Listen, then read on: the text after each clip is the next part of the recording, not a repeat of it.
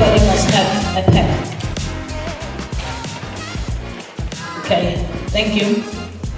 So, today we are having what is normally called in the business mentorship and support activities, a business bootcamp.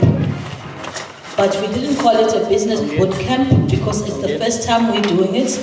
And the way that we are doing it, we are trying it indoors, as you can see.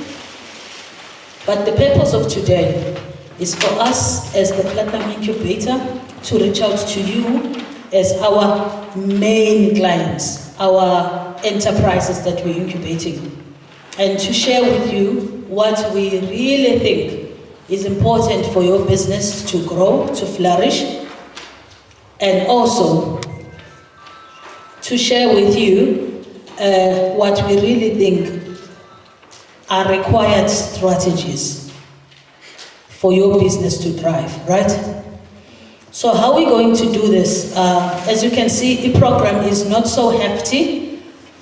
We're going to have an activity that is going to be done next. And that activity is called Identify Your Business. You will need some of the tools that are inside your goodie bag. You will also need a page from a big page like this, and you will need color pens, which we're going to all give out to you, and you'll be able to do that exercise. But before we do the exercise, I would like to extend a warm welcome again, and hope that today you're going to find rewarding and fruitful as we think it's supposed to be, right? So, about the Platinum Incubator, just to give you a bit of background about the Platinum Incubator. You all know the Platinum Incubator is a business incubator, right? Because you've all signed incubation contracts. Some of you are on pre-incubation. It means you're still not fully trading yet, but you're tasting business. And you're identifying whether you have a full interest in business. Some of you are identifying whether you can stomach or you can take business risk. That is in pre-incubation. It's normally 6 months to a year. Some of you will be serving your internship program while you're trying out business. Some of you would have walked through our doors and said, I need incubation. And then we put you in a pre-incubation program to get your paperwork right, to also get the business on track before you come on a full-blown incubation program, which is about 3 years. We all know this. Sarah will break it down even further and explain it to you so that you are clear about it. But what is most important for me as the Chief Executive Officer of the Incubator is to explain why the Incubator exists, right? And we exist to support small businesses. We exist to make sure that within the minerals beneficiation sector, specifically platinum group of metals, there is support for upcoming businesses or emerging businesses or prospects of businesses. There is support for intellectual property, because some people, they can be just very creative but not necessarily cut out to run with the business. So we are there to make sure that there is even support for intellectual property. That intellectual property becomes a valid, solid business concept that can be commercialized. That's our role. In this role, how we're doing it, we get like-minded organizations, companies, government. We actually make sure that we bring everybody in. So in a nutshell, what our vision is we see ourselves as a developmental partner in PGM's innovation. Yeah? That's the main vision. It's still being fine-tuned at the moment because 2 weeks back we had our strategic session where we review all these things yearly, and right now we are finalizing how going forward is going to be like, because we have now industrial application. But how are we doing this? How are we making sure that we become a developmental partner in innovation with PGMs. We're doing it in 3 ways, which we call our strategic pillars or objectives. The first one, we advocate for the use of PGMs, platinum group of metals, right? How do we advocate? Teaching people about this, making sure that people that have an idea that they can do something with PGMs, they can come to us, we connect them with the right parties and networks so that they can do something with that. That's advocacy. Also, these internship programs that we're running through MQA, we are also advocating for minerals beneficiation, overall minerals beneficiation, specifically in jewellery and now industrial applications, where we have metallurgists and chemical engineers. Soon we're going to extend the program to industrial engineers and so forth. Chemists as well, we have some chemists that are in our midst. So that's one way, that's advocacy. Then the second pillar is incubation, which you all know. You are here today because of incubation, right? Incubation is where now we help and assist budding entrepreneurs to actually run successful businesses, okay? This will start with the tenders that Kosana mentioned, small tenders within the incubator. We need electricity being fixed, we get an SMME, we map, because obviously we're a reputable institution as well. So what we do is we go out there and we find service providers that do these services professionally. We map them with our small businesses so that the small business can learn the ways to trade, you know? So some of you would have been called by Sarah and the team, maybe Teho or whoever, that says, we need catering, we need to fix the lights, we need to fix the aircons. I know some of you have fixed the aircons and whatnot. We don't expect you to do things that you're not qualified to do, but we expect you to learn from people that are doing those things, how to trade. And I don't know if we are doing it well, we're successful at it, future will tell, will judge us, right? If we are able to keep the incubator going, right? That's it. So that's post-incubation. We have a post-incubation hub that has been set up at OR Tambo Precincts. Mr. Contini is the chairperson of that post-incubation hub. It's set up with Gauteng Provincial Government, Economic Development, they call GGDA.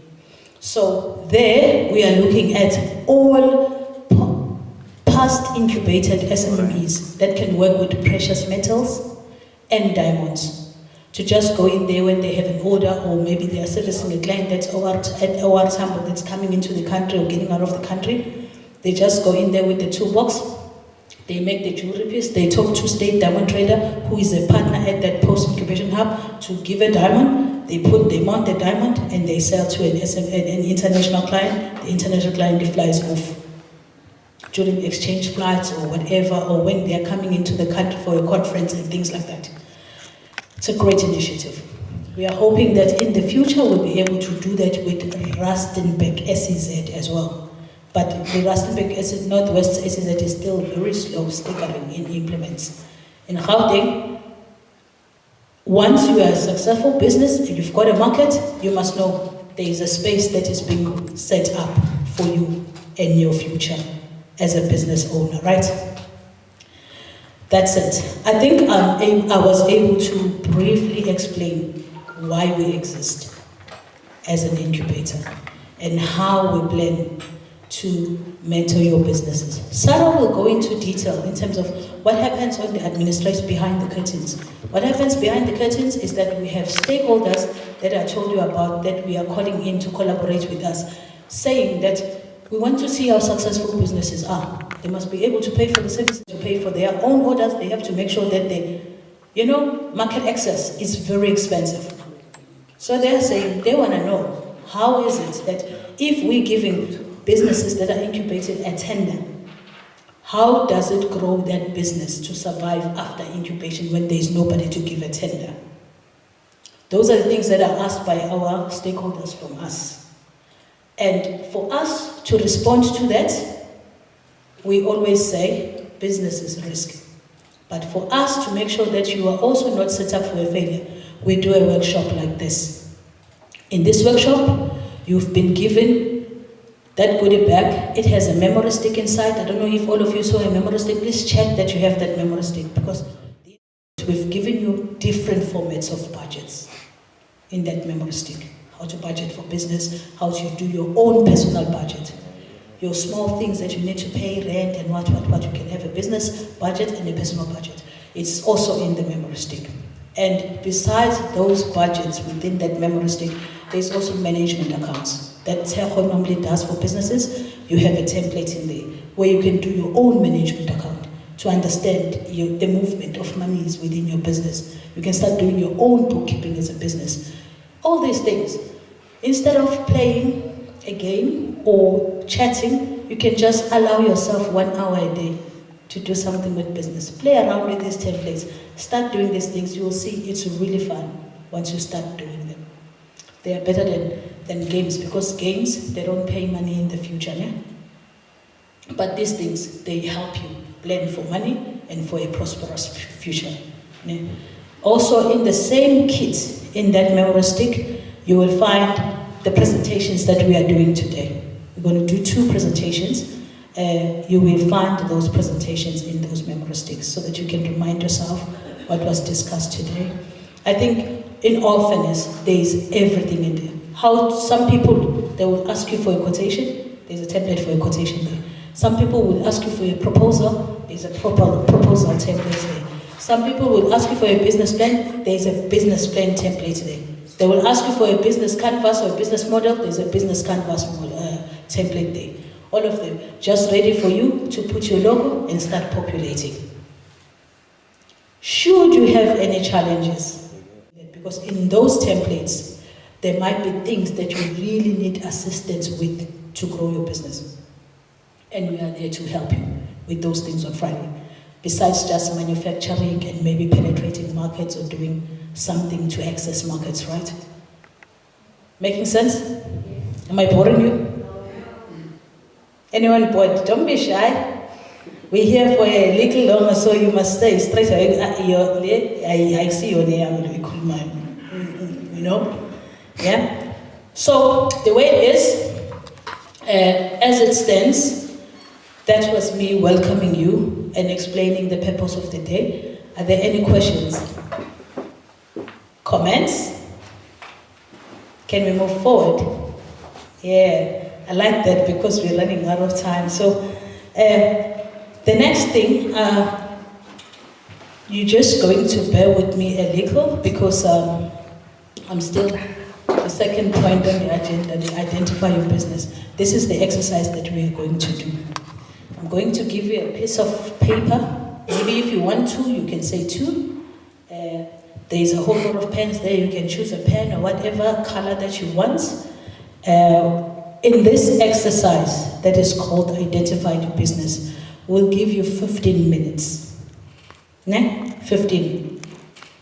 You are fortunate if you already know how your business looks. What do I mean? What color represents your business? What logo represents your business? What values represent your business? When you think of your business, can you identify it as a seeable thing? This exercise is about making your business a seeable thing. Strictly that. So what you will do for us, you'll take a pen and paper and you'll draw what you think best represents your business. Doesn't have to be too big, doesn't have to be too small. Whatever represents your business and you think this, whatever it is. Whether it's a shape, whether it's a point, it represents your business. Right? That's a drawing. Under the drawing, you write the name of the business. Right? Under the name of the business, you write what the business aims to do. The vision. You all have diaries, so you can make notes of this. Or must I think if who can volunteer to write for me? So, hey.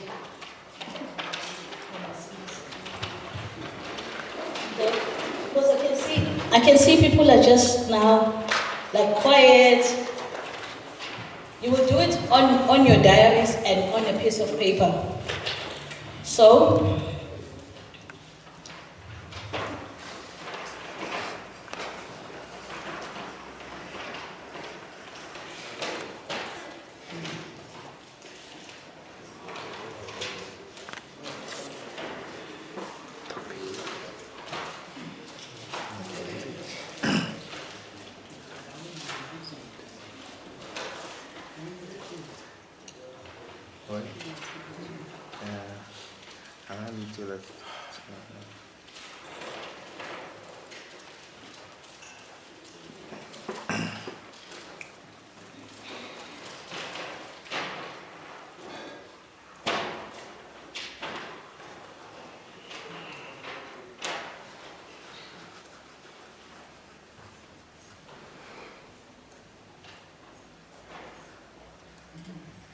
it's not my handwriting, it's this thing that I'm writing with. Yeah, I don't know what's happening with it, but it's not my writing.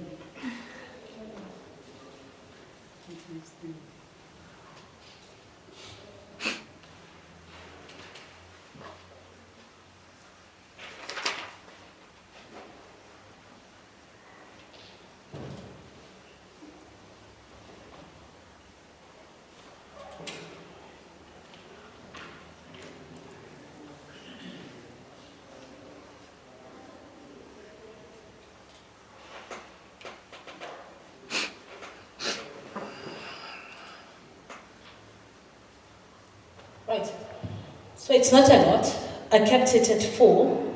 It's a symbol, right?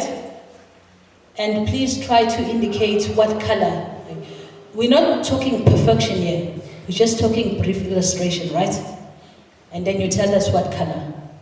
And then you write underneath there, what is the vision? The aim. You will tell us in your own words, right? Doesn't have to be a lengthy thing, it can be a few words, but in your own words you will tell us what the aim is. How does the future look? Okay, so how will your business survive? Other words, you will just write there. You don't have to, to think out of the box. At the moment, we're still just we're still taking it easy, right? So, how do you think your business will survive? Doesn't have to be a lengthy thing. There is no wrong or right. There is no better or worse answer, right? You just write what you think is going to make your business survive. And how does the future look for your business? This is where I want you to be wild, right? I want you to just think in a very wild. In fact, can I insist on something? Before you respond to this, that's why I'm going to give you a chance to go anywhere, whether you stay in here and do this with your page, or you go outside and whatever, and you do this and you come back, it's up to you. But before you respond to the last one, I want you to count to 3, from 1 to 3. Ne?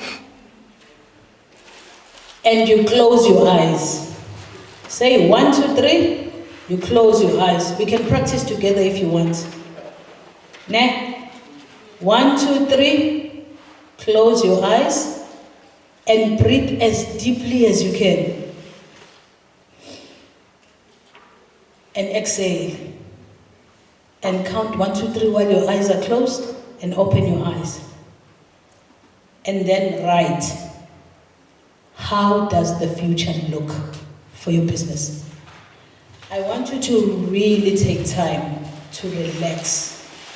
Forget about any challenge whatsoever. Don't think about challenge, don't think about any negative. I just want you to just paint the brightest picture that you can have about your business. And say, whether again it's in 1 sentence or 2 sentences, we're good. No wrong answer, no right answer. Right? We happy? Welcome to the people that just joined us now. I understand you are our prospects, our future businesses, if I'm not mistaken. Welcome to the Platinum Incubator SMME bootcamp, but we've just started later than anticipated. What we've done so far, we've explained what incubation is and what we're doing and why we're doing it, why we exist. And then we have an exercise that we're going to do for the next 15 minutes. It's called Identify Your Business. We are on the second point on our program. It's called Identify Your Business.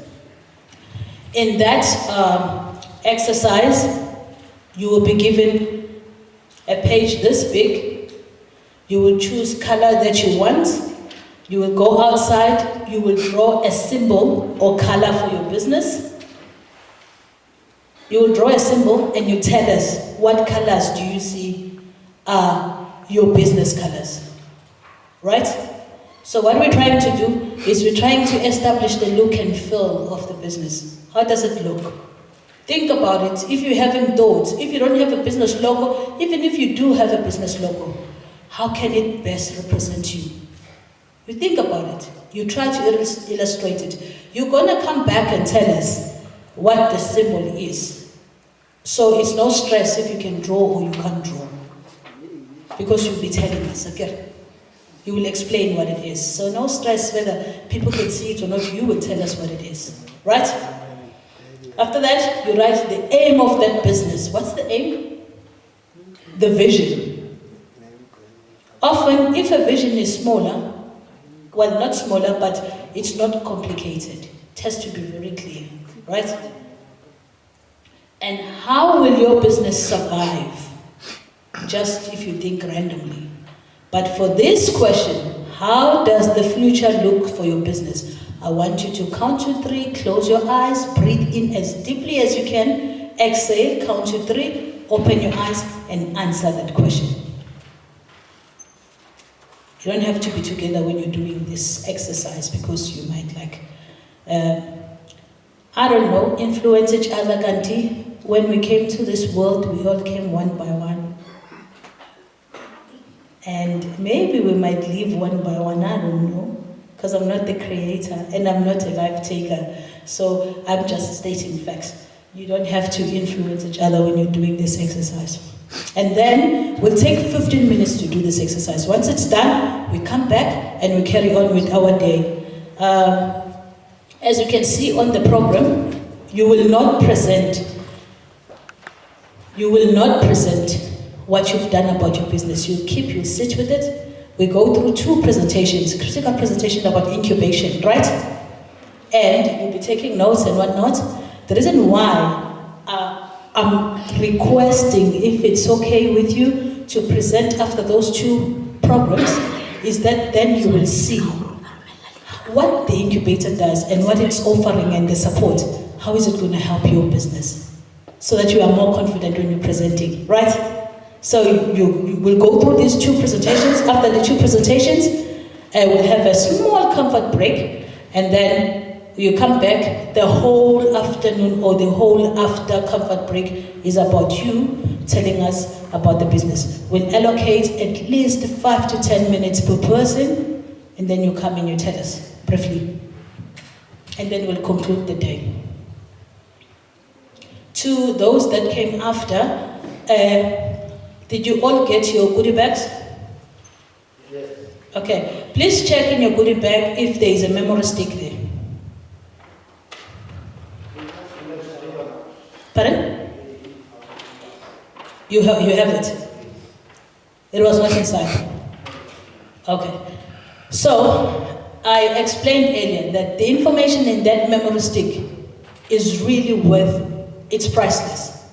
I made an example equivalent to 1 million rands, but it's actually priceless. Because without those tools in that memory stick, business becomes very hard. Some people don't even pursue business Because the person will come to you, give me a quotation. You'd be telling them, Hameka said, no, give me a quotation. Give me a proposal of how you're going to supply my shop. Understand? Without that template of doing a proposal, you will not. You lose business. You know? Some business, they can't even set target for themselves. How do I see whether I'm successful or not? There's templates there that you can use. Some business, they get sued. Just when they start, they get somebody to assist them with 1, 2, 3. And that person sues them for not being able to be paid on time or whatever. There is everything in that memory stick. How to engage with people, how to hire people in your business, how to set up your own standard operating procedures, policies, anything that the business needs to be funded, to be recognized as a formal business. You've got all the documents there. Okay?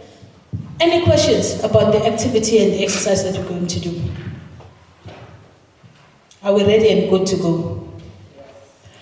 Don't be shy to use your diaries, especially with this exercise.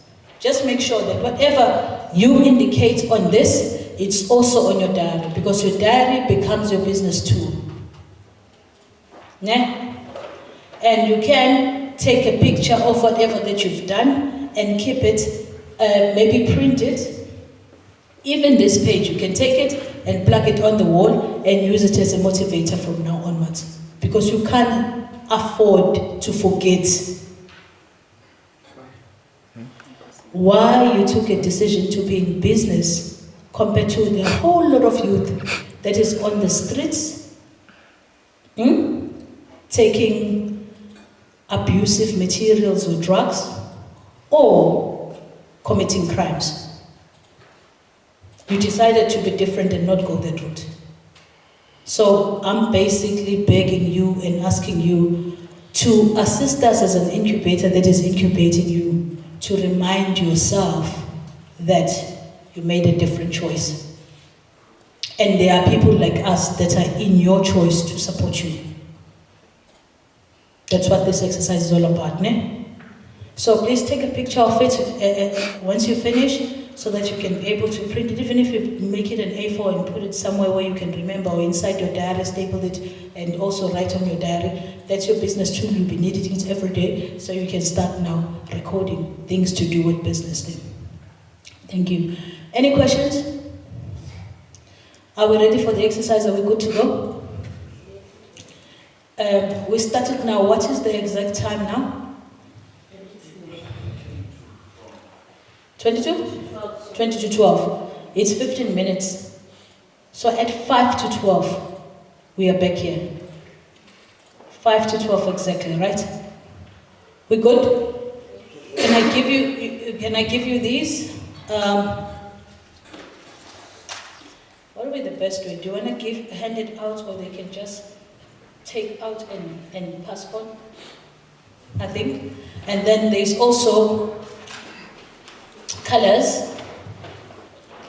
Maybe you can take a color and pass on.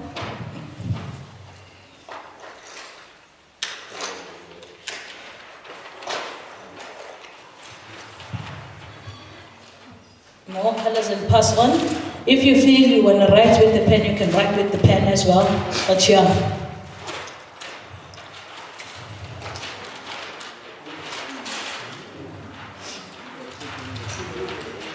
The exercise has started. It's your time. So, yeah.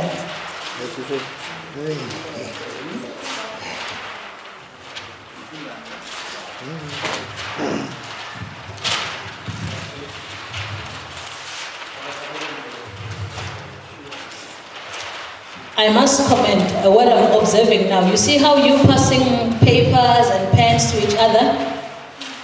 It's absolutely the most wonderful thing that we can witness as an incubator. The incubator is seeking to create this kind of network where there's sharing of information, sharing of resources, and also assisting each other to penetrate markets. So this is brilliant. Take what you need and pass on to the next person. That way. If you need to, don't be shy to say I need to. Maybe just because you think you might want. to redo, I don't know, or maybe your vision is bigger than a page. And then you can find anywhere on the campus to do this exercise, as long as you back here exactly at 5:2. Now, if you want to do it here, you can do it here. You want to go to the court, you want to be on stage, you want to be here, find a spot that's going to be comfortable for you, and let's do this. Lincoln, let's get it rolling. So yeah, let's roll, guys. He is our production manager.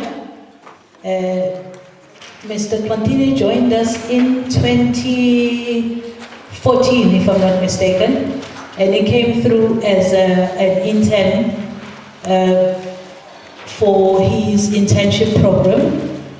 After his internship, he then did his goldsmith licensing, and he became a qualified goldsmith, and progressed to the ranks of the production supervisor, and currently he's our production manager. He's also the Platinum competition winner, Plat Africa of 2020. That really gives a round of applause. Now, he's put us on the map, Mr. Plantini. Mr. Plantini is passionate about development because he understands where you are. I think he has been as well trying to make his mark in the industry. He was on a China exchange program where he was also featured on the news, the evening news in China. They gave him a nice slot of plus minus 20 minutes where he was showing off his trade, what he can do in terms of manufacturing, and showing off his dancing skills, which I'm not sure whether that was part of the trade tricks. But yeah, so Mr. Plantini today, he's going to present how production support works at the Platinum Incubator. Okay? Let's give him a round of applause as he takes the stage.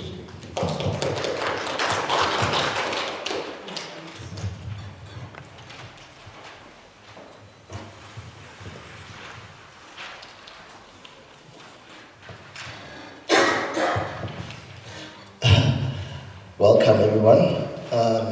The name is Lungile Plantini, as they've mentioned. Today it's all about engagement. I want us to all participate because I'm the one working closely with you guys. So I'm going to try and meet the expected answers that we've always have been wondering. So just to elaborate, the production is there for your assistance in manufacturing and in business support.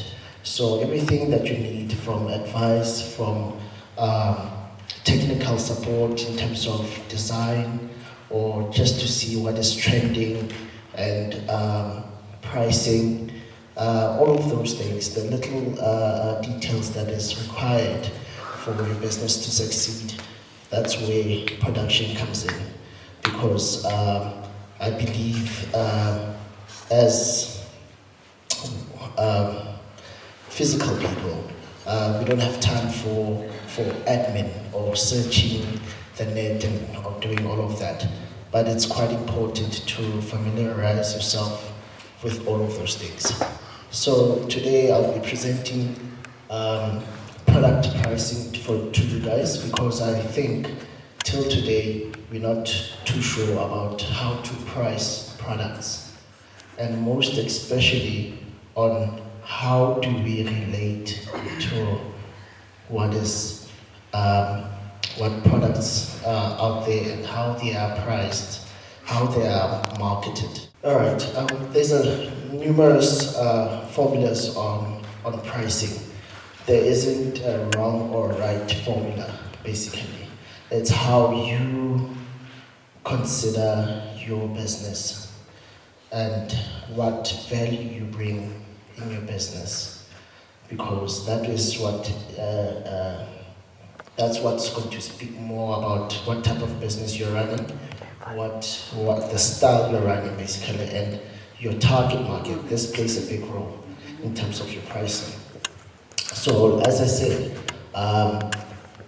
there isn't any wrong pricing model, but it is important to identify that you use the right pricing model for your business. No?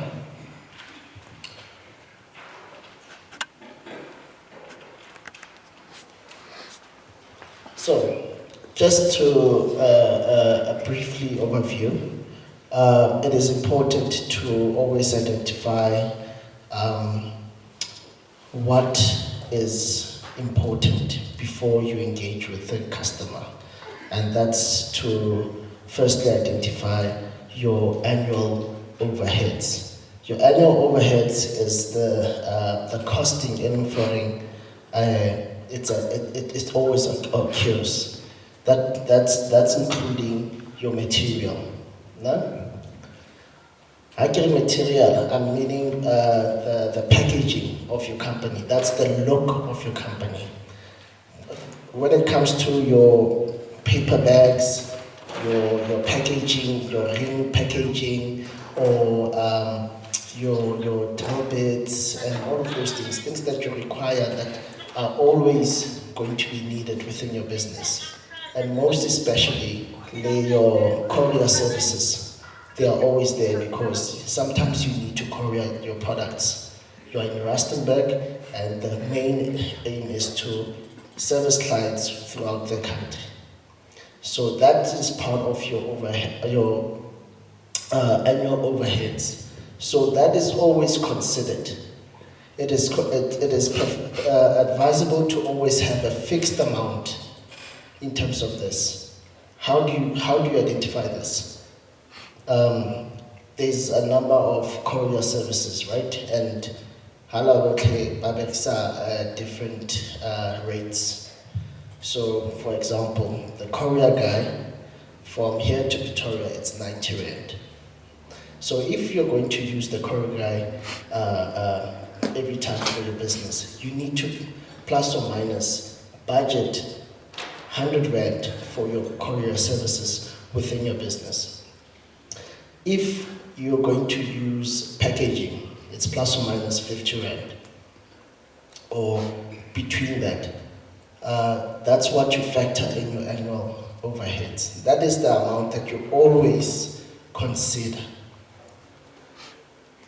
That's the amount you always consider in terms of your pricing. So that amount, you always need to make sure that you are factoring it into your pricing.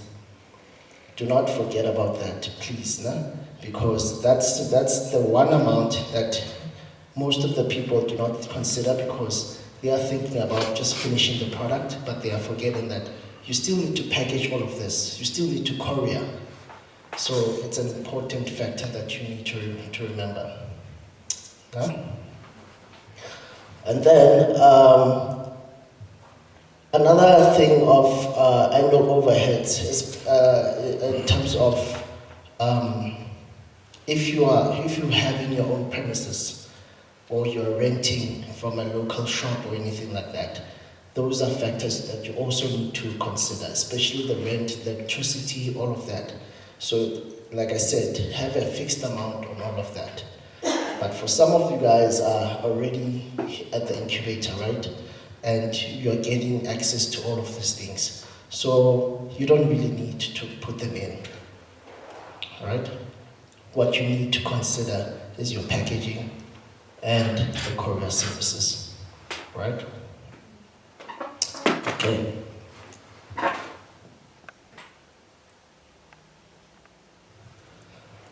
What are your manufacturing costs?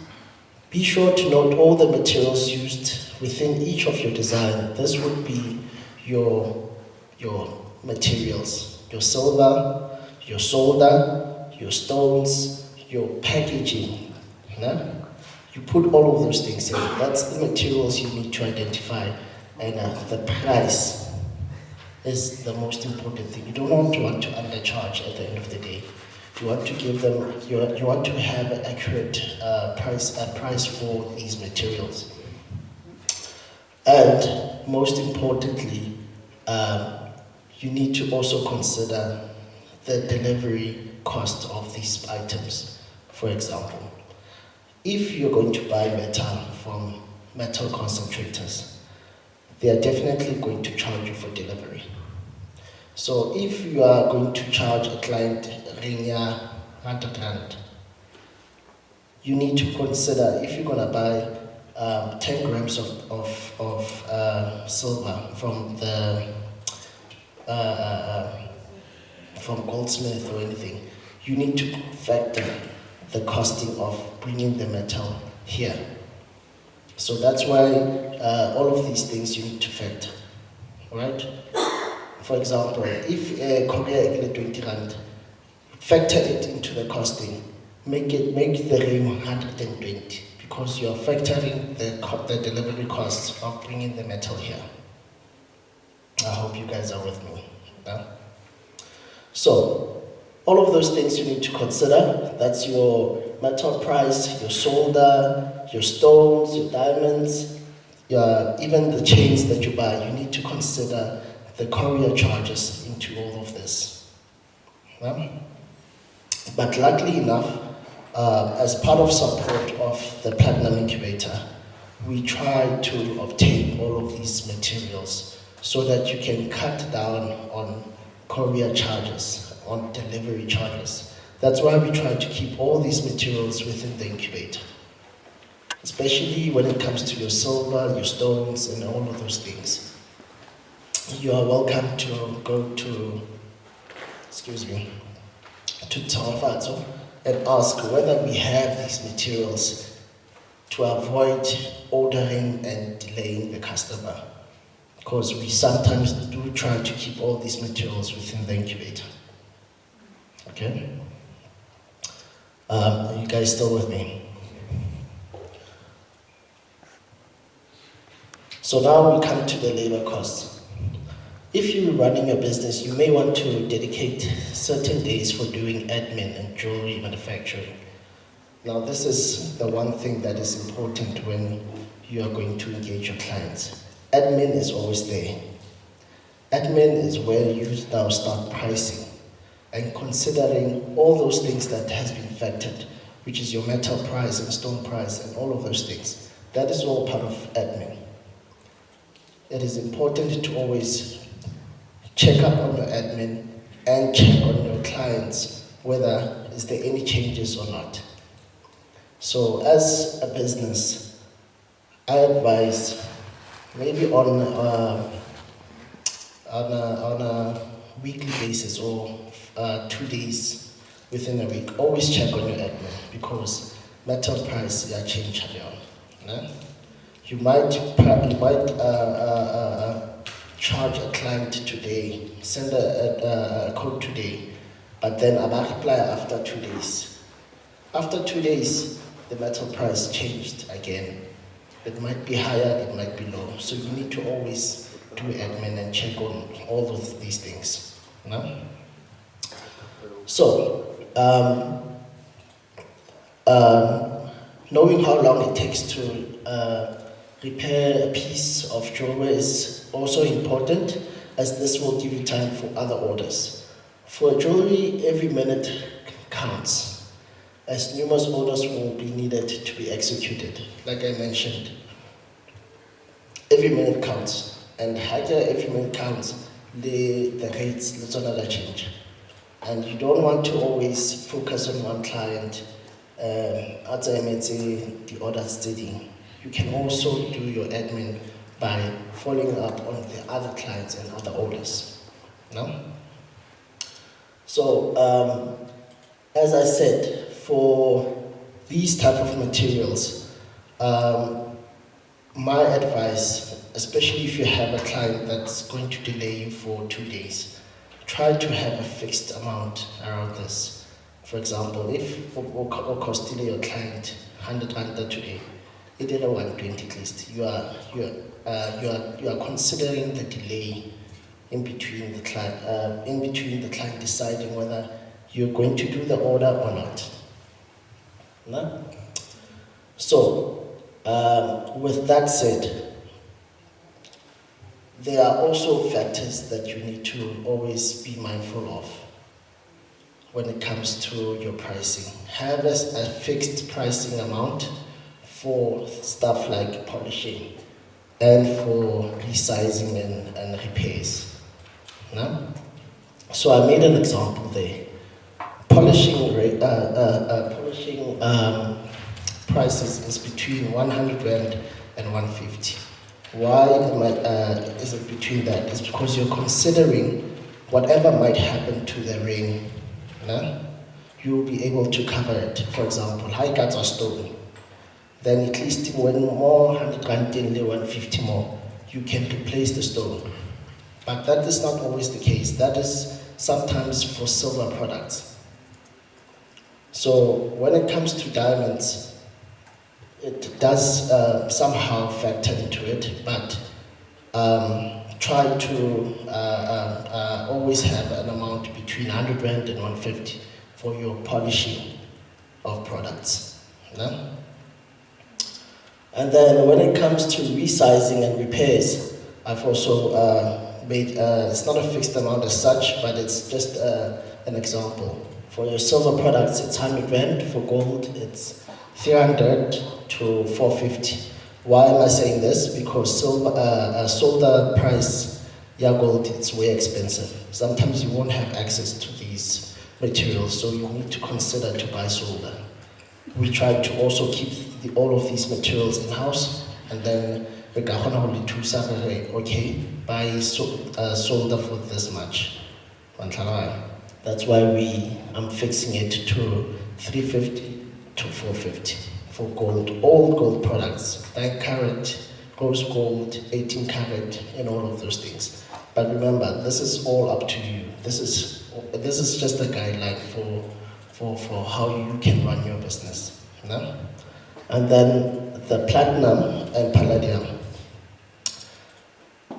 because solder are still expensive, I fixed it from 300 to 700. Why from 300? Sometimes you just need to downsize, or sometimes you need to increase. Yes.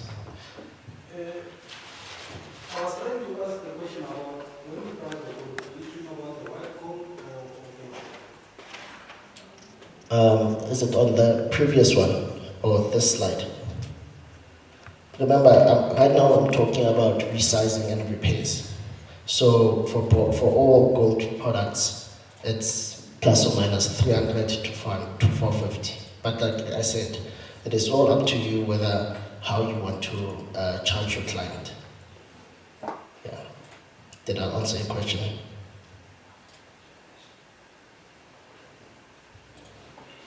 The honor Arab.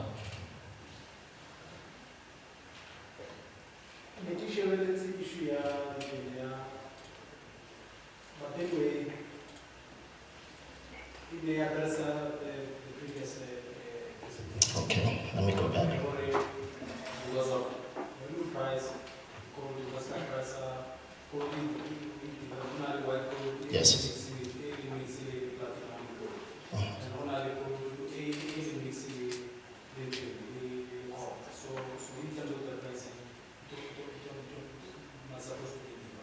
Yes, it won't. The other one, especially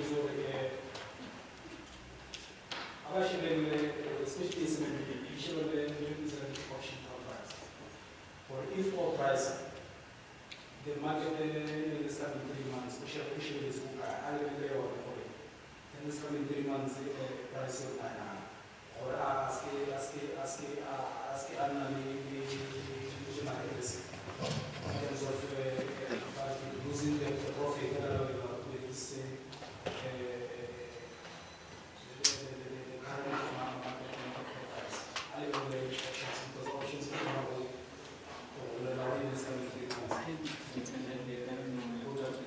Yeah. more or less, I can surprise. The market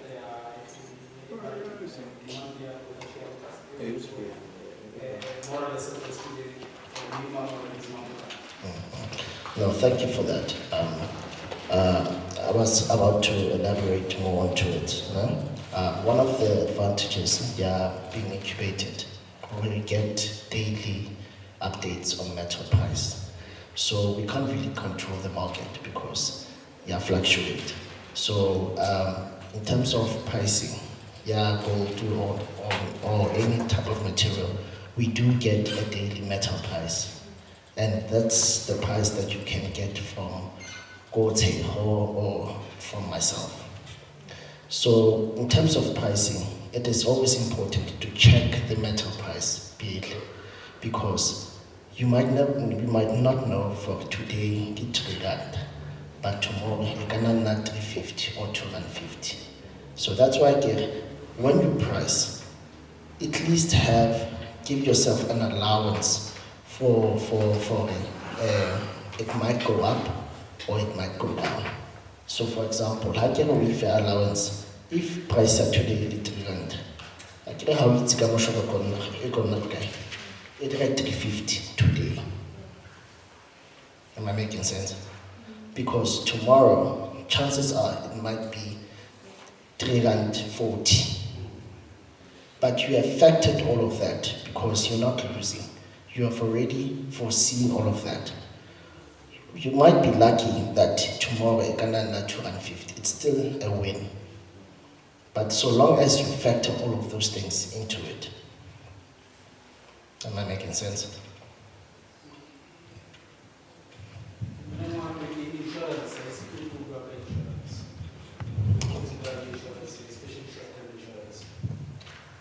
Insurance in terms of the product. Yeah, it can be market insurance or insurance.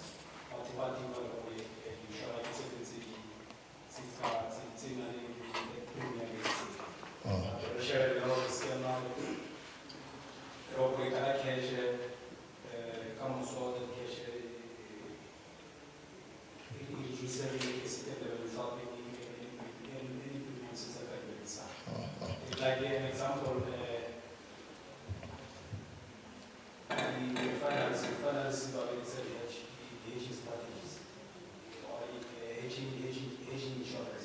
The price of the buy so the price of the gas obviously they will claim their premiums or Okay. Just to answer you on that, no? We are the end users. No? Businesses like finance, they keep a large quantity and they keep on about metal basically. So as jewelers, we are the end users. So in terms of insurance, there is no guarantee of that because we buy the end users, the end stock. Yati. But if over insurance after product defeated, you can do that. You can do that. You can advise the client. Okay, that's fine. I think when you're pricing, if a person wants a quotation for a ring, you must always mention in your quotation that it's valid for how long? For 2 days or what? Because not so long ago we had a situation where one of the SMMEs was given work, and the quotation was done 2 days before we actually acquired the service. And by the time we acquired the service, it was sitting at a different rate than before. So this SMME now was sitting in a position of having to deal with the loss of an escalated price because the transaction took place 2 days after. So it's very important for SMMEs to note that if you're going to price, you must always, when you give a price and you give a quotation, you say, but this is as of today, this is how it is, and it's valid for the next 48 hours. Yeah. Thank you, Sisbo, for that. So that we can use that as your insurance, basically. Yeah, telling the client, for this, the quotation is valid for 2 days, because metal price fluctuates. Yeah. Okay. Any other question? So, where was I? So, as I was saying, it's always nice to have a fixed amount on your repairs.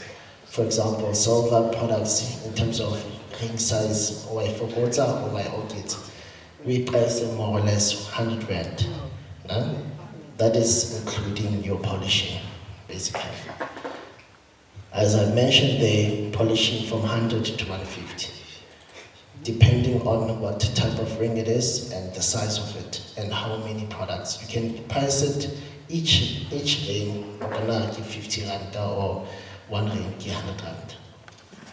So automatically, when you are resizing or doing repairs on the ring, it's going to tarnish. So you're considering polishing it more.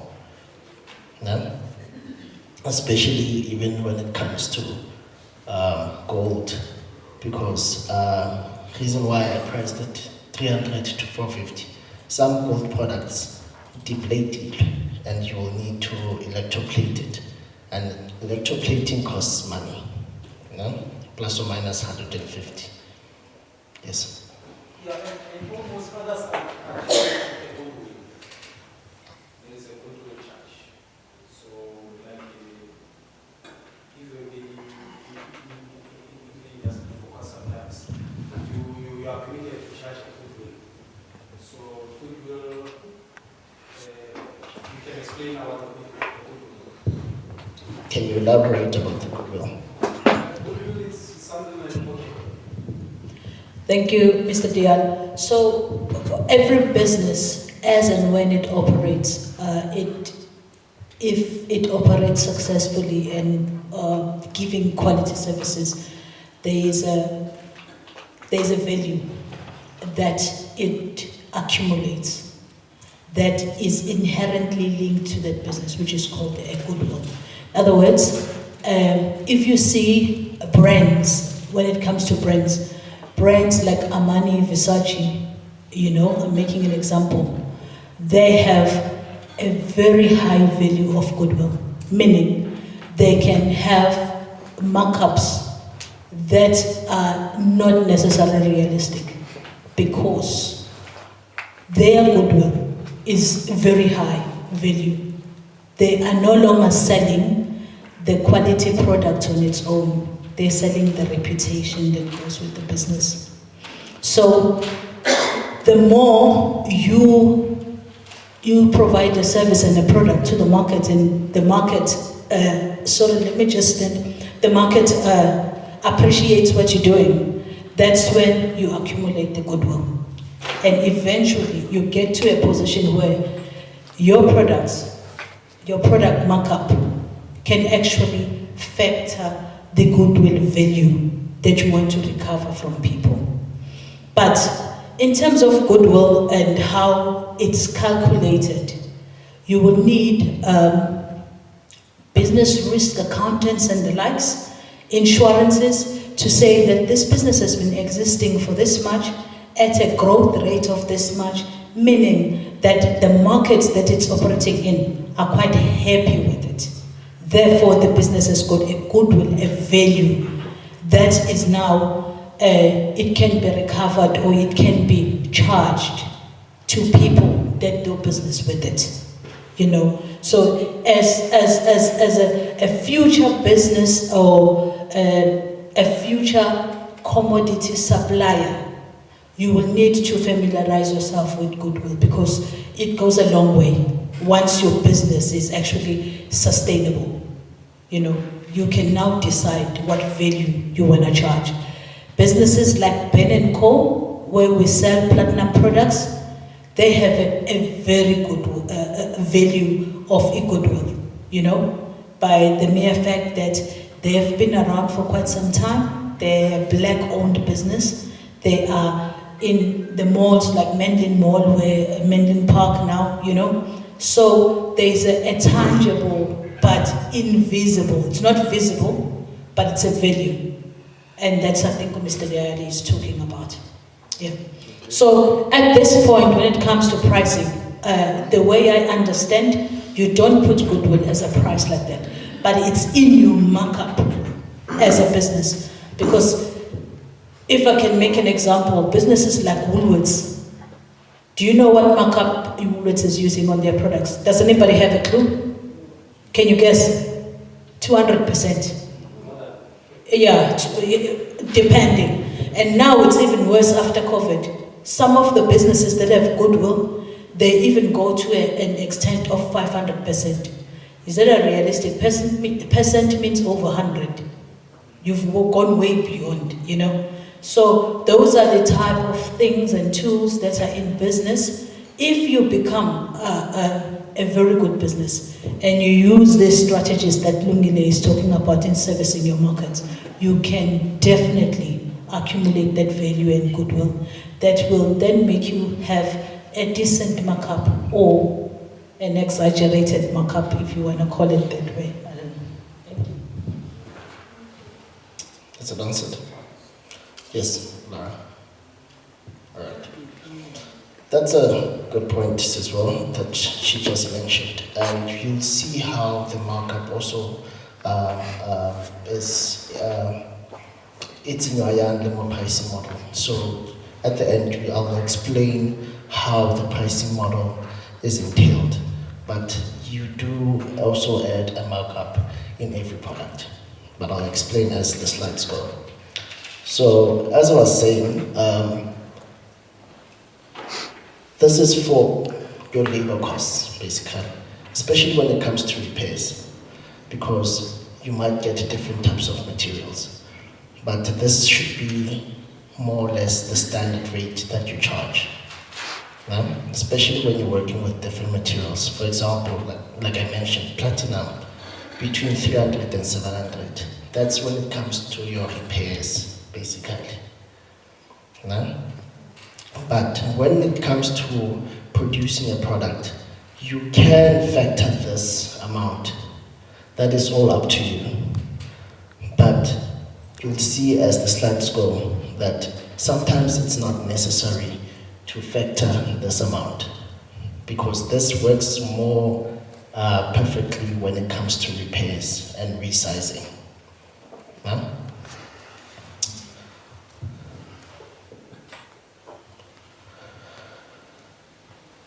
Now, coming to the markup, you will need to set yourself a markup rate which is based to your material labor rate that you add onto the price of your jewelry. This ensures that you are valuing your time properly, and some projects may take longer than others. Like I said, sometimes when you repair, it takes a longer time. That's where now you start factoring the labor costs. That's why it seems as if they are high, but it's not because of that. For example, I'm sure we're all familiar that platinum takes a long time to polish. That is all factored in your labor costs, because you are working for a long time, but you don't want to work for little monies. But for silver, it can be easily polished. That's why it's about 100, 150. So this ensures that you are valuing your time properly, as some projects will take longer than others. For example, if you have charged repair silver, repair silver 100 rand, and then you are also adding polishing, which is 150. You can add 200% markup to it. That is what you can factor into it there, so that your price goes up. That is all about your how can I put it? Value your company, your business, basically. It's all about valuing your business. So that's where you can factor it into there. 400. That is your markup. That is the goodwill price that you factor into it, because yes, Sipa. I was just asking about the previous slide, whereby you were talking about preparing. Is it permissible for you as a business to have an indemnity form whereby you sign a contract with the client so that if anything goes wrong, because it's a risk, a repair is a risk? Yes. Yeah, Yes. is it possible for you to have an indemnity contract whereby you are acquitted about all the financial burden that might occur during the repair? Yes. That is an option that you can take. You can also add that into your when you engage with your clients. Although it could create some trust issues, right? That's why the incubator is well equipped with, for example, a metal analyzer, because you wouldn't be sure for what type of material it is, and you wouldn't know whether it has diamonds or anything like that. So it's always preferably to evaluate the product first before repairing, then call the client and let them know beforehand that this product is not authentic or what's going to happen. But you can add that. You can add that contract that whatever may happen to the product, this and that. But like I mentioned, it could create trust issues between you and the client. Yeah. Okay, so adding to President's comments, the AIG, they are providing what you call a product recall insurance, whereby clients not happy about the product.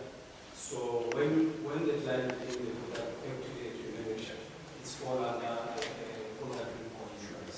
That one it is available at the market, and maybe in the future we can utilize it. Good point. Just to also add on that question, Spa, a few years ago we had clients that had a lot of diamonds and gemstones that wanted when I say us, I'm talking about the incubator and its SMMEs to manufacture with. And what we were finding, we didn't have a tester for the stones that they were bringing, whether they were real or not. And also, the stones didn't come with that certificate that GIA actually gives out for all their minerals that they sell. So it created a challenge where, while manufacturing, if the stone breaks out of tension or something like that, then the SMME will have to replace that stone, and they didn't factor that stone in their budget initially. Often stones are very expensive, as you know. So I think your question in terms of indemnity, to avoid using an indemnity, rather say to a client, can I see a certificate for this product? Then you know that the product is genuine and authentic, instead of saying, can we sign that if anything happens to the product, then it's not my fault, or whatever the situation may be, right? So ask whatever certificate that they have to prove that that is real, genuine materials. And therefore, if they don't have, then, because like Lungile was mentioning, we have a metal analyzer, you can actually say, I'm going to authenticate this product for you and give you the breakdown of what materials it's made of. It's gonna cost you 250 rands just to analyze alone. Because going forward, every time they need to repair that ring, they will need to prove that the ring is really gold or it's really platinum or whatever. So maybe it's an opportunity for you, rather than saying, let's sign an indemnity, and say, what material is this? And you tell them, please note that if I repair this ring, and it turns out that while polishing it, another color comes up, I will not be held responsible for that. If you want to avoid that, let me analyze the product for you first before. But it all depends how advanced the client is and your relationship, how much you trust the relationship. I've noticed how the relationship is, because if it's a client that you want to retain for the future, you may then, because you incubated, come and analyze the jewelry piece without saying to the client you're going to analyze it. You understand? Before you actually work on it. Before you commit to saying, I'm going to repair it, or I'm going to what? Analyze it. Ask Lungile, can I analyze this? And then once you've analyzed, then you say, yeah, you know, it's good to go. But if it's not the correct thing, you tell them, I'm sorry, I cannot. my reputation will be at stake. Take pride in that. Ne? You don't say because I can't do it because I'm scared. No, my reputation might be at stake as a jeweler. So I suggest maybe take it somewhere else, because the way I see it, just by looking at it, or you don't say that you've analyzed, because if you say you've analyzed it, you can't offer them analysis as a service and they pay you for it, right? Just by looking at it, there might be challenges with repairs, right? For supporting your statement, previously we used to have experience like that one, whereby a client say, we've got maybe a metal, and we say, before we can assist with the metal, take that metal to SMMEs, so they can run their quality assurance. And after they give us the analysis, so we can say, we can come on my system. And the other one, I think, based on your incident, previous incident, I think we need to have the TPA must have their geologists. But in the future, when they have such a like that one, they refer everything to the geologist, so that the client must be with the cost for validating the authenticity of the product, so that the TPI may not be reliable for anything that will be transported from the client's geologist to the center. Thank you for that. Most certainly, it's something that we can consider, and if in due time, maybe we can have a resource like that in our midst. But I think it's very important for us to be realistic when we approach business, especially most of these young people. They need to calculate their risk. Business is risk. And when you want to stay in business, you need to calculate every day. I've got the stone, I want to mount it into a jewelry piece. It's not a problem, you can do that. But what is the stone? How much is it? Is it insured? Very important to know those things. Because if it breaks, it's your responsibility to replace it. And often, a stone like that will be costing 30,000. When are you looking at manufacturing for, metal is going to cost you about 5,000, and you're going to manufacture this 30,000. Where is it going to come from? Right? Yeah. So they must take a risk of saying, no, I don't have insurance. And you tell them, if you don't have insurance, whatever happens to the stone, I may not be held liable for it. So I suggest maybe find another jeweler to help you. It must come with the documentation and the certificates. Right? Just to add on that, guys,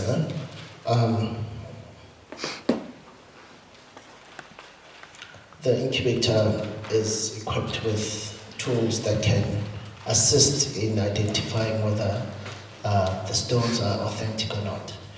But sometimes we cannot identify, like tanzanites. No?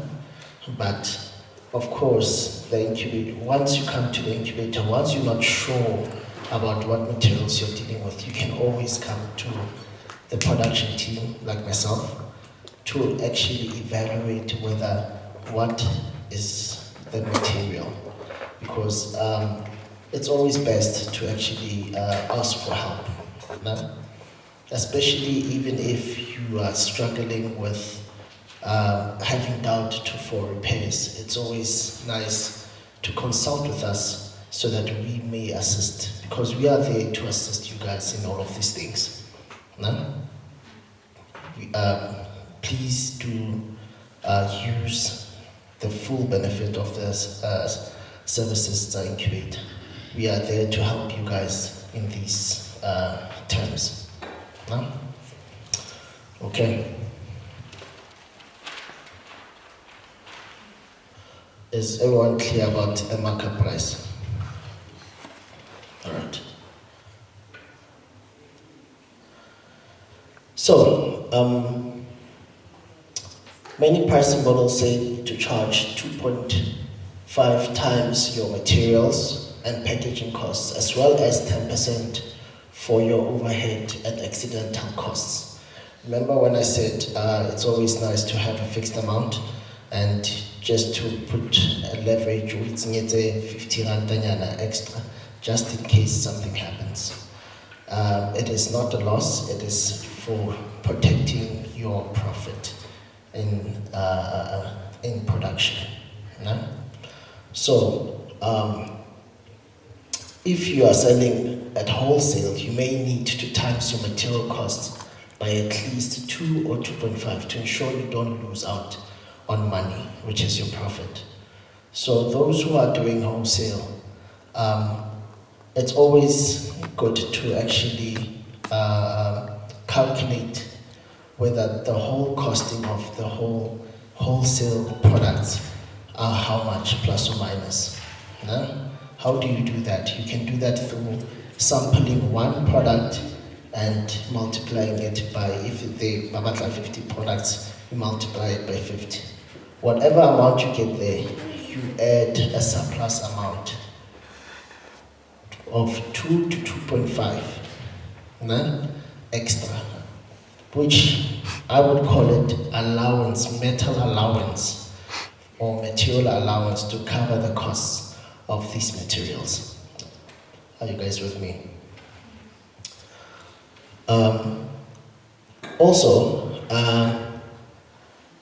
This is for covering whatever may be extra added, because sometimes you might not get these materials at a certain supply.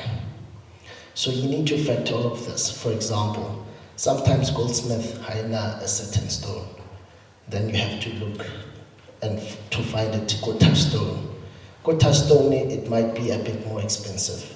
So adding that profit margin will cover all of that in terms of looking from another supply. No?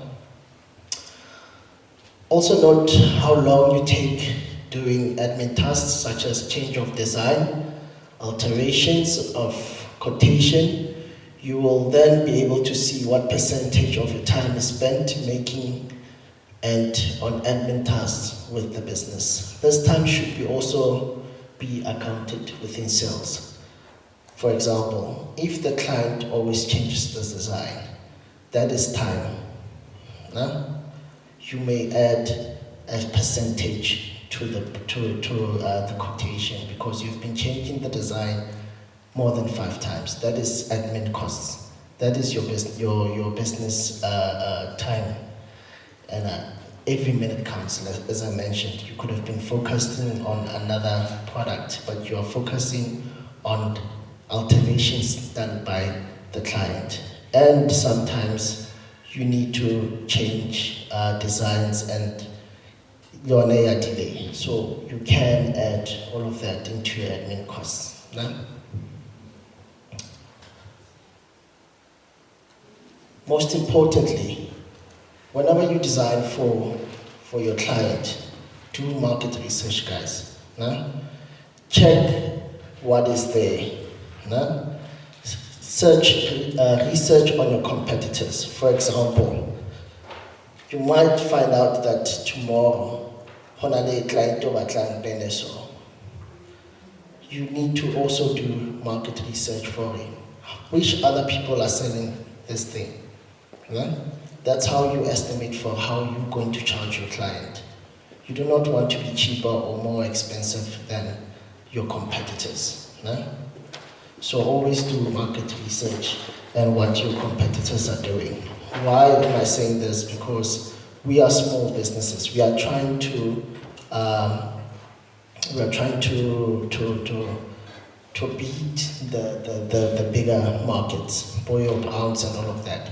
So do market research for what are they selling and what price are they selling, so that when you do your quote, it's more or less in line with what they are doing. Because there's a reason why business in alone. So you do not want to be cheaper or expensive. You want to be in line with what they are doing. No? And again, for promotional tactics, you can always tell your client that you are doing a sale promotion just to to catch the eye. Sometimes this helps for you to secure the client, even though there isn't really a sale, but you can just say, no, I'm going to sell this to you on a sale price, which is 2 rand, but it's always been 2 rand. That is also something that attracts the client. They will think that it's cheaper than usual. No?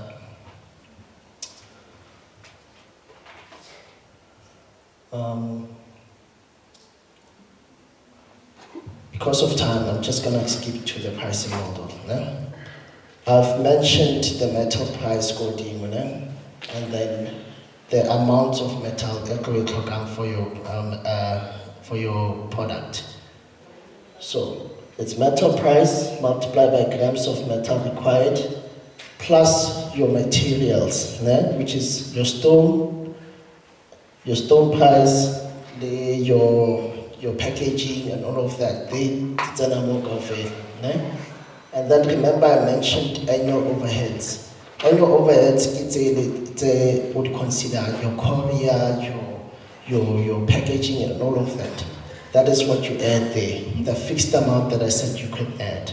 For example, if your courier services the amount to 150, that's what you add there. And then you can add your admin fee. If the client change the design over and over and over, you can add the 10% of whatever is a weight for admin fee. That will give you your overall amount. Your overall amount is your materials. Give me the material, which covers your stones and your material. We haven't reached profit yet. So the amount we create from your material, from your metal to your stones, the overall amount, plus your labor of material. If you are working with silver, remember I mentioned your labor silver again. So you add it there, and then you multiply it by 2. That is what you're going to get for your profit. No? Then, after you have multiplied it by 2, you can add your markup. It can be between 200% or 250%. That will give you your total amount of profit, excluding VAT, unless you are VAT registered. No? So, chalete kaofela e coverile metal, e coverile your profit. Because you multiplied it by 2. If you do not do that, you will be undercharging yourself, especially when it comes to your overall amount. So it's always best to multiply it by 2 so that it can cover your materials and your profit. And then you can ask the client for 50% of the amount. The 50% of the amount will cover your overall amount. Are you guys with me? That's why we multiply it by 2.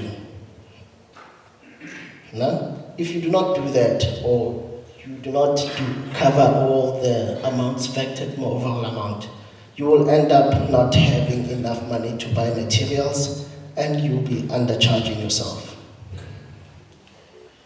No? Any questions regarding this? You guys are welcome to come to me at the Incubator if you want me to explain it further, but I have attached this pricing model in the stick. No? So remember, always times the overall amount by 2. Then you can add your markup. No? So in closing, you need to consider what your client wants. No? You need to understand what they want exactly, so that you can be able to factor all of these amounts, so that you can factor everything into your overall amount.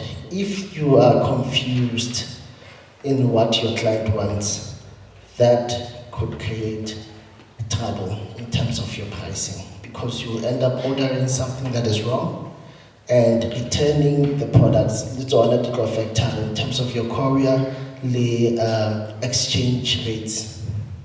No? So make sure you understand what your client wants, most importantly. And then, when it comes to the platinum incubator, the platinum incubator prides itself with quality and has well-equipped, qualified goldsmith, blacksmith that ensure that products within the incubation program meet international standards.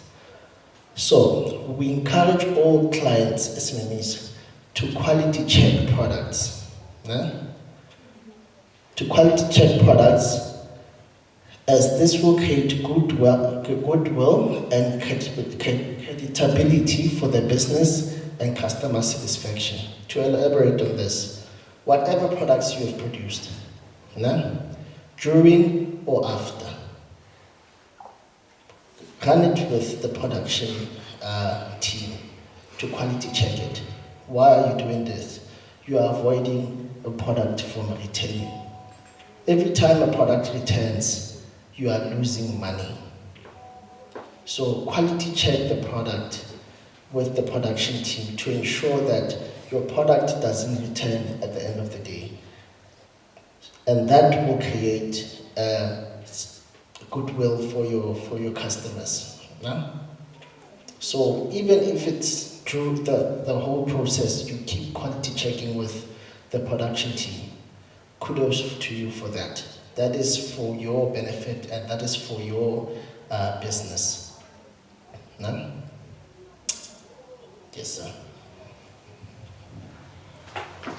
The entrepreneur must refrain from taking the order because of without the proper writing. Client can be either say what you want to do. So they need to increase ordering via email so that they can improve. If they want to scrutinize the client, they say no, go and check the emails of this piece so that you can understand that you will order this piece of this size under this amount, so that they can have on a good picture. And then number two, they need to make sure that they protect their reputation around the customer. And if the client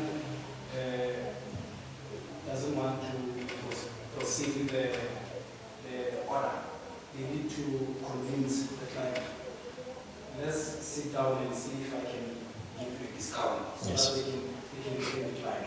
That is the model that they are using around the Asian countries. Yes. They keep on it's the same, even if there is no business, but they make sure that something is coming in. Not true. That's why I said you can use promotional tactics like convincing the client it's 20% less, 20% sale or anything like that. But that's a good point that you mentioned, especially on your quotations, guys. You need to state on your quotation that if they confirm the order, the client needs to pay 50% of the amount in order to buy these materials. And you stipulate them. You make sure that after sending a client the quotation, you also elaborate to them what is on the quotation, because sometimes they won't understand. You call them, you elaborate for, okay, have you received the quotation? The quotation equates this and this and this and this. This is all the materials. And so if you confirm at the order, you need to pay 50% in order to secure the client. That way, they don't know what they were ordering or anything like that. No? And the other one, they need to evade or they need to fail contingentally transferring. I put the metal, how to bring the metal there because of to verify nowadays it will be a challenge unless it is another maybe refinery say a TPI give us the code. We've got the metal maybe 4 or 5 kg. You can assist us, but if it is a known client, we need to be careful. Yes, Because the more the price goes up, it is more, we can give you the little amount. So sisters, they need to be careful. Yeah, thank you for that. That's my closing for now. Any questions, guys? Yes, how? What about principle like do you add or multiply? You add, yes. You add 200% markup, no? That is your goodwill price. That is the how can I in your integrity, your business, yeah. No? Between 200% to 250%. You do not want to go higher than what the market is doing. Yes.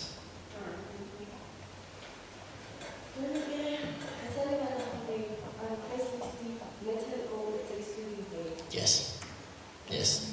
Teho does to explain of this. That's why on the pricing model, it's stipulated that it's excluding VAT. No? But once you order metal and all of that, they will include VAT. Hence, I'm saying rather before you quote a client, do your research first. Get your metal price, get your consumable price and all of that before you quote the client. No? Any other question? Yeah, so I wanted to ask if there's a client needs recently. Okay, I want you to set some stores for me. So how are we going to charge this? Okay. How are you going to charge the person? We go back to all of this. No? First things first, you identify what type of material it is. No? For example, if you listen, your labor price is standard, or 100 rand. No? And then you're going to do what? You're going to factor the amount of stones that you're going to set there. For example, you estimate 50. Each stone in a price a day. You factor the stone in there. No? After that, that's when now you go back to your markup. You can add your markup there. To Ganawari, the price of the stone is 50. The total amount, I think, 150. Plus the labor cost, 250. Yeah? And then you multiply it by 200% markup. Then you have your amount that you can charge the client. Are you with me? Yeah. Yes, Mr. Tam. Another issue that I would like to touch on is in terms of pricing and labor costs. Sometimes we get clients that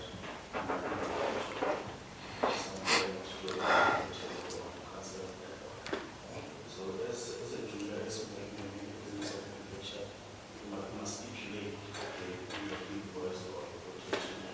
If ever you have it, mind you that operational costs, because of the future, it's a loss for me if ever you cancel it.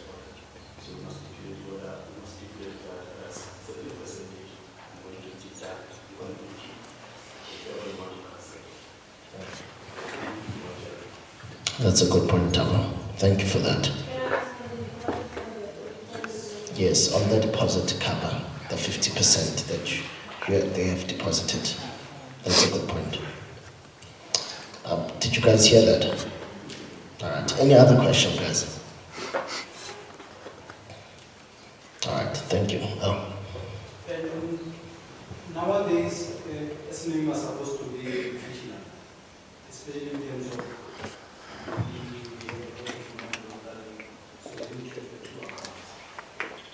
the other one must deal with their accounts to a non-client. The other one must deal with their own client so that they can use it. Otherwise, they can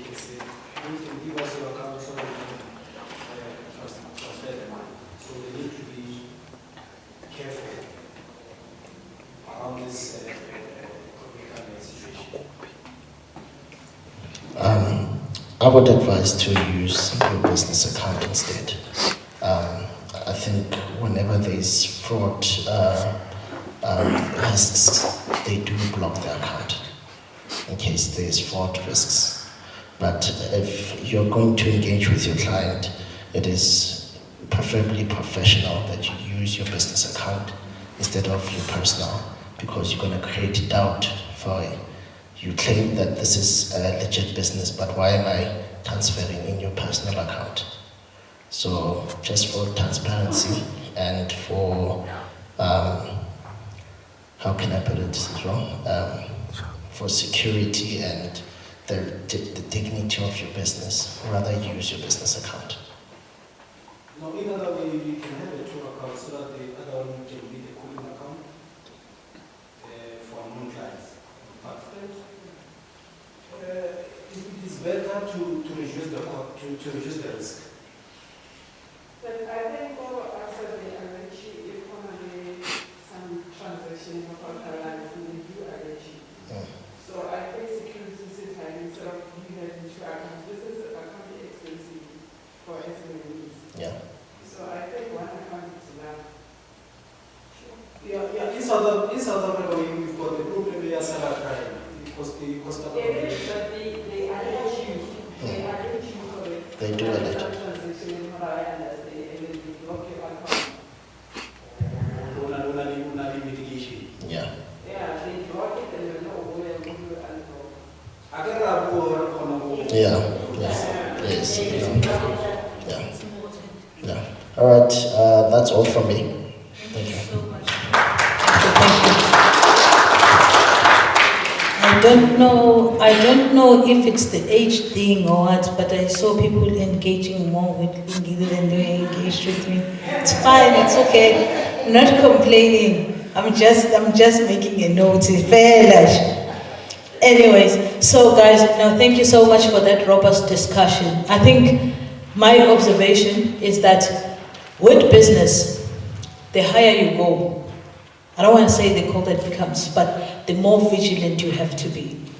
It's evident and clear that Mr. Diale, the type of business that he's getting into, is slightly different to the types of business that we ordinarily incubate. Most of you are jewelers. If I had to say everybody that is in jewelry manufacturing and making, raise your hands, it will be almost 80 to 90% of this room, you know. So, businesses, there's different strategies for businesses. And I think in our next workshop, when we have it, we need to break down the number of business risks, because I could see the discussion is on the borderline, different risks for different businesses. Every business needs to do a risk analysis. For a commodity business that Mr. Diale, that he's going to run, we're talking a different portfolio of risks. Ne? And for a jewelry business, we're talking a different portfolio of risks. That is why he's talking about two accounts. There's a handling account, a transactional account on the background, especially if you're going to be doing a lot of international transaction. Maybe you need to consider an international account as well, that you'll be able to make sure that currency exchange happens efficiently, on time, you know, right? So it's important. There's absolutely nothing wrong here, but as a business owner, you need to make sure that you assess the risk of trading, right? Having said that, I wanted to ask for 10 grams of silver. I have 3 questions, different 10 grams of silver on offer. Something that I have not discussed with my bosses yet, that are sitting in the front here. I have questions just to see if you guys have been listening. When you get the answer right, you will get 10 grams of silver. Right? First question. I need a very accurate answer. Right? Why does the Platinum Incubator exist? What is it there for? for 10 grams of silver. Okay? I'm going to take 2 people that raise their hands, Mr. Diallo first and then Bonolo, and then we'll decide on the most accurate answer, both of us, all of us. Why the TPI is inexisting at this moment? Because it is driving the narrative of Department of Science and Technology. Okay. One is driving the narrative of Department of Science and Technology. And number 2, Would you mind saying which narrative, the exact, because the narratives can be 1, 2, 3, 4, and they have different, like science and technology. You will get science and technology driving the narrative of Industry 4.0, additive manufacturing, health, water, sanitation, renewable energy, there's a whole lot of things. Okay, they closing the gap of disadvantage SMME around the platinum belt and almost, especially the platinum belt because of previously Anglo Platinum didn't have a program like this. That's why the TPI come on board Is that, to close that gap. is that your best answer? Is that your best answer? Because we're going to take another response. Is that your best answer? Awesome. Bonolo. Why does Incubator exist? Since you mentioned 3 pillars, and then you said why it's for. Okay, hold on. That's my next question for another 10 grams. I'm not going to go there. I'm asking, why is TPI in existence? Why does it exist for? I had said I was going to take the first 2 people that came up. I'm going to extend to another first 2 because I do want to still give it a shot. Yes. Okay, do? One is to give graduates a scheme to transfer skill in manufacturing design, and then for jewellery, but now it has extended to industrial application and also to incubate small businesses. Okay, is that your best answer? That's what you're going with? I'm not going to open this question for long. I think I'm going to close after 2 more. So let me see, show of hands quickly. I'm extending because I'm not happy with the best answers that you give. Right? Cameraman, I think I'll give you a chance and then I'll give the gentleman there because he had his hand before everybody else.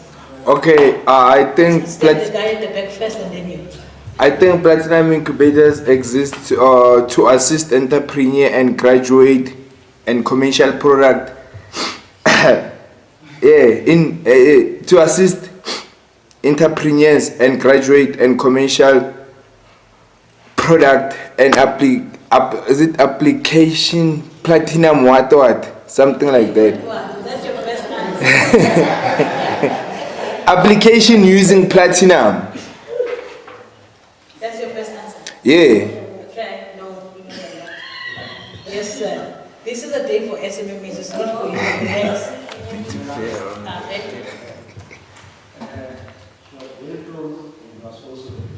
Let me give you, because then you can introduce us, because we're not here.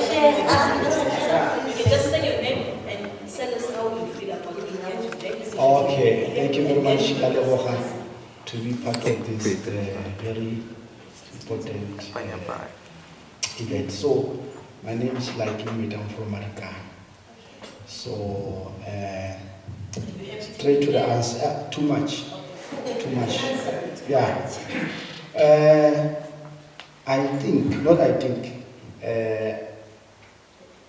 The TPI exists to capacitate and create conducive environment for the people like us of enterprise who are starting, who then know exactly where to go in terms of guidance, in terms of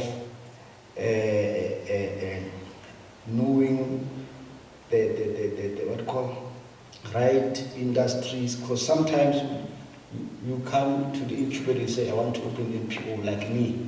But when I arrived here, they said, no, your idea is proper, you can even open what do you call business, PTY. So I think in the broader what I can say is to give guidance and to create conducive environment, as well as assist graduates to Develop. Yeah, improve their skill. Thank you. Yeah. Thanks. Thank you. You see, yeah, thank you. You know what, ne?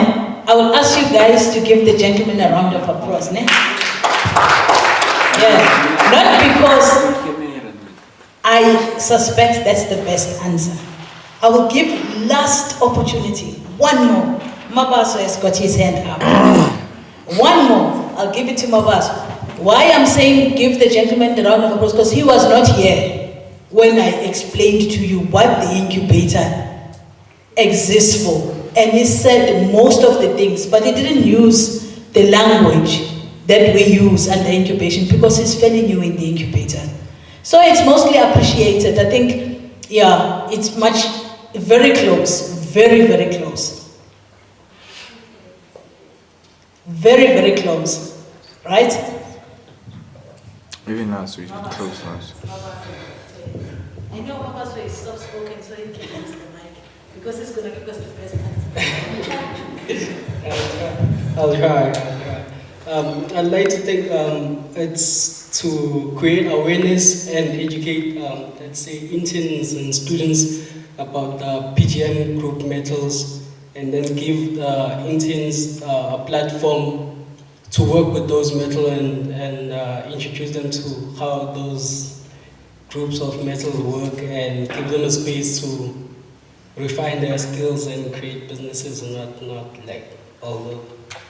Okay. That's what I find out. Do you want to give the shot? I can give you a shot. Yeah. Yes, I think the TPI exists because they are in the advocacy of platinum group metals, which they are able to give access to interns and other SMMEs to the platinum itself, to be able to work with the platinum, and also to assist with the facilities, workspace for interns, also in SMMEs. Yeah. So it's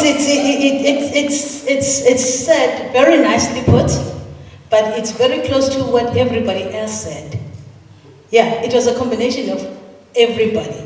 What he said about us being an implementing arm for science and technology, what he said about us giving access to PGMs and whatnot, but most of it I'm realizing I was going to make a huge mistake thanks to you brilliant people, because my next question was the 3 pillars of the incubator and the objectives, and I just realized that you are seeing them right there on top. So that one is out. But I'm aggrieved that I'm not going to be able to give the Competing with the likes of Huawei, Bulgari, and Kashi. Thank you.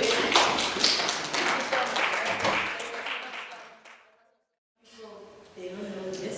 Why is Sarah my boss? Because she was responsible for my recruitment into the incubator. In other words, she was there before myself. For me, that's a very good thing, because it means Sarah knows the inside. How are you? We're good. Sorry for the delay, guys, because we're trying to, accommodate all the presentation, because now the reason for this workshop, I think Umza Mason did mention, I'm not sure if she did or forgot, it's to summarize what TPI does, because we want to do all our level best to make incubation more interesting to the businesses, right? So now we do have fairly new businesses that will be signing today, and yeah, so at least they did join at the right time, to avoid confusion within the system, and also what is expected of SMMEs, which is you guys as directors and us as well. Okay, thank you. Okay, without wasting time, guys, I believe that most of you are aware of what is incubation, right? Right? Okay. Now, we have 3 stages of incubation. The first one, when you sign as a client of TPI, we refer you as pre-incubator client. So now, this pre-incubator client, its duration is for 6 months, right? So now, the 6 months part is for you to identify if you want to do business. Are you capable of doing business? And is that what you want, right? So TPI will host you for 6 months. We observe, we assist, we guide as an incubator, right?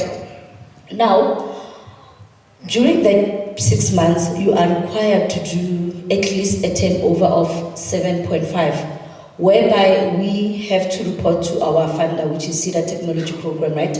So every year, new financial year, they give us targets, but okay guys, this is expected of you. You need to register how many business, you need to support its job supported SMMEs accessing BDS and so on, right?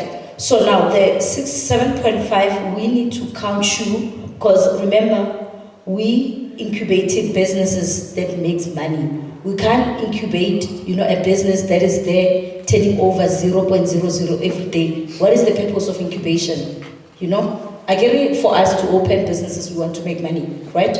So now, the 7.5 must reflect on your business bank account. We don't operate with personal accounts, unfortunately, no. It's one of the requirements that once you are a pre-incubator client of the TPI, you need to open and make sure that, each and every month, even if I'll not share anything in your bank account, but do deposit something for that account not to be closed, right? Now, during the process of incubation, there's another one here, incubation. Incubation, it's for, once you are done with the 6 months period, then you need to move to the second one, which is incubation. Incubation, it's those clients that turn over from 35,000 upwards, right? Meaning that you must move away from 7.5, 5,000, because what happens with the reporting Cedar Technology Program, right? For instance, I'll use myself, I'm a new business, I've reported 7.5 this quarter. I can report in quarters. Now come next quarter, I get 30 sales, I've got 0.00. Mind you, when you started, you made 7.5. My management account for next quarter is 0.00. For now, they take you back, so we don't have pre-incubation up until your business, grow. Next quarter, quarter 3, is 0.00. They start, commenting about your growth. Oh no, there's a problem in this business. Now, as time goes on throughout the year, they take you out completely of the reporting, because they audit this thing. No, but we've got this company. It's been with you guys for almost a year.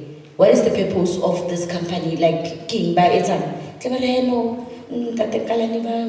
But no, you guys are wasting money on their business.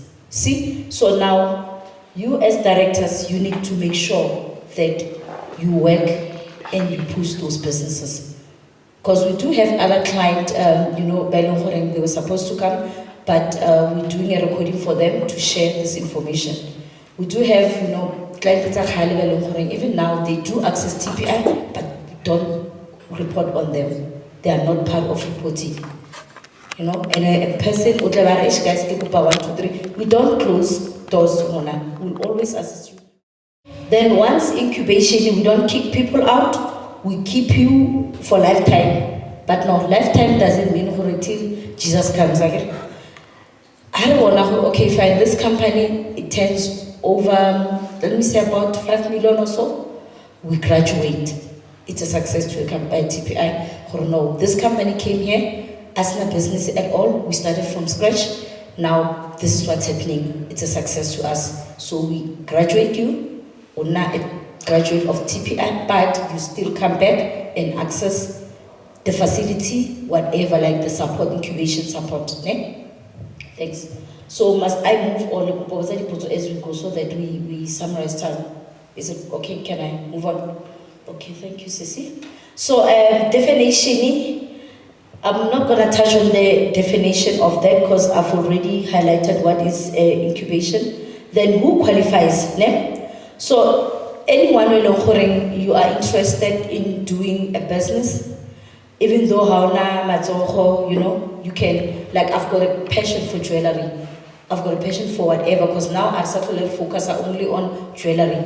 We have opened doors for other, you know, sectors.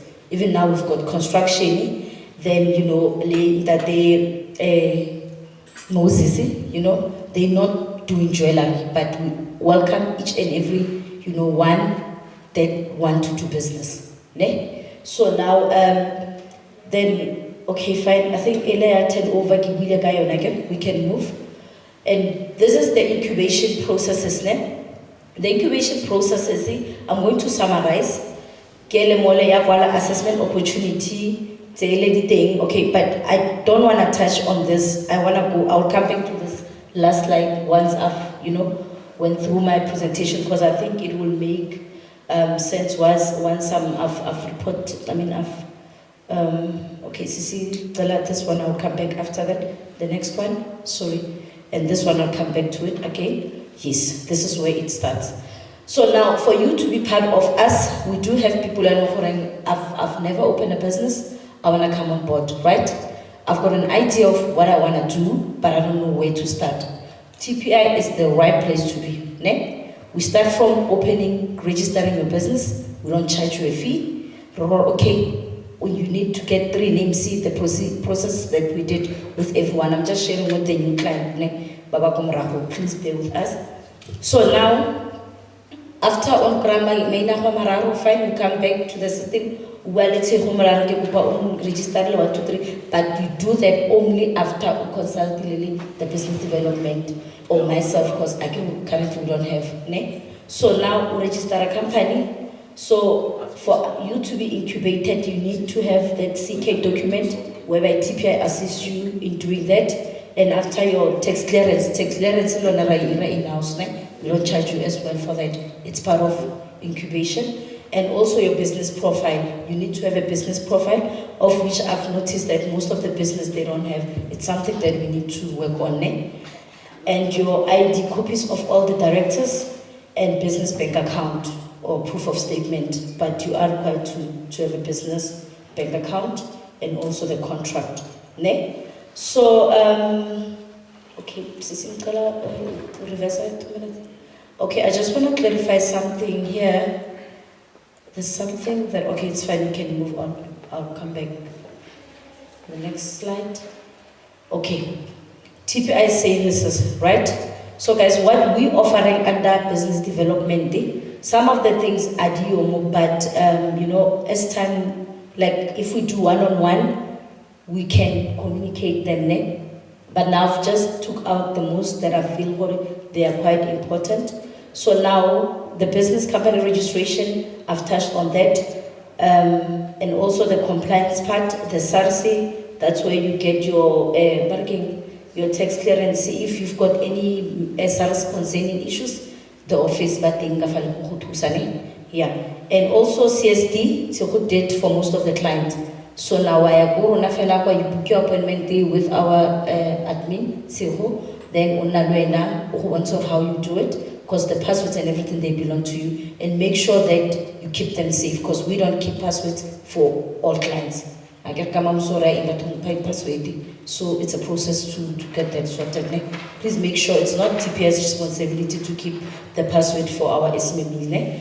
In terms of metal permit, it's advisable for each and every SMME to apply for their own, but now we're not saying we're not assisting. TPI does have a jeweler's permit, whereby you can buy metal using our license. But now, with that, you need to make sure that the metal will be available to TPI. You work a finished product to avoid issues get granules and bars, because we get, you know, sued and they will take away our license. So now we communicate. I feel like let's say, okay, can I apply for whatever permit, or maybe you wanna do diamond licensing or refinery, whatever it is. She's got all the information. Eh? But now it's good to apply because you can even use our facility as address. Because we do have few clients where they do have their permit. Ne? And also one-on-one business mentoring. Like for instance, I would say if maybe you've got a business plan, you're not sure on how, to go about what you book appointment, we sit down, we look into your business plan, we look into your business profile and assist you when you need to be a proper business. Imagine applying for funding and okay, fine, we need business plan, there isn't. You need to keep those things as part of your package. Put them somewhere. If you need help, we're here to be utilized, guys. But remember, we don't start business plan going. We assist what you have. You bring your business plan, we sit down with it. You bring your business profile, we sit down with it. We don't start from scratch typing. No, we don't do that. The template is the more that. But yeah, you can even change colors. It's the same colors. So now, growth wheel. Sisi, please go back up. Then we're going up to that growth wheel. Yes, this one. Guys, part of our reporting, this is how our client by the measure in terms of the development and the growth of the business, right? This tool, it's